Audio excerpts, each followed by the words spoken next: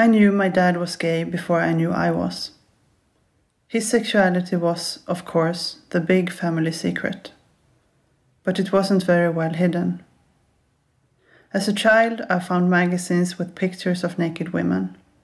And then I found magazines with naked men. For me, there was never anything strange about that. When I was 18, I fell in love with a girl for the first time. I told my mom and my sister. I didn't tell my dad.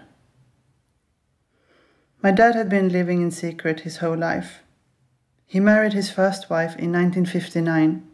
He was 26 years old and still in art school. A year later, he met Frank.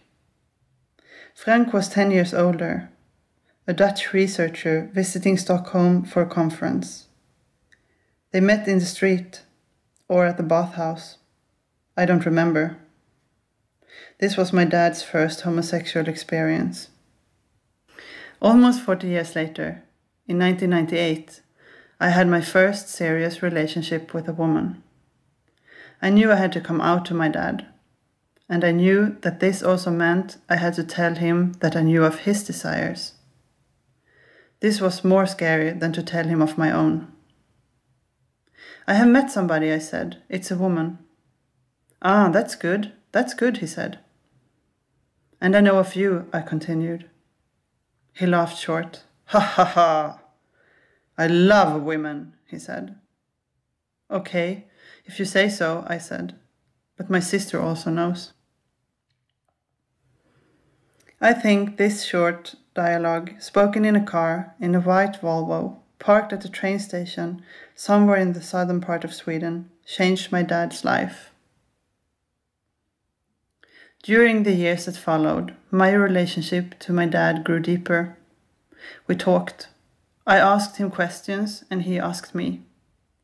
He was already in a wheelchair then and couldn't leave the house a lot. The photos I showed him of my life in Berlin made him happy, and I think a bit envious. Feel free to bring anybody you know to my place, he said, and smiled upon seeing pictures of my gay male friends. And then he gave me the folder. It was an old folder.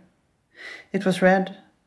It contained letters from Frank, in see-through plastic pockets, each with a small black sticker with a number on. Read them if you want to, he said. The first are really nice, then it gets a bit boring. In 2004, my dad died. I was 26. He had just turned 71. When me and my sister sorted through all his belongings, we found more letters from Frank. Everywhere, hundreds of letters. Mostly from the 60s, but also from the 70s. The last is from 1985. My dad lived in secret most of his life. But at the end, he got the opportunity to be open about who he was. I forced him to do it, but he liked it. He showed me more of himself than I had ever expected.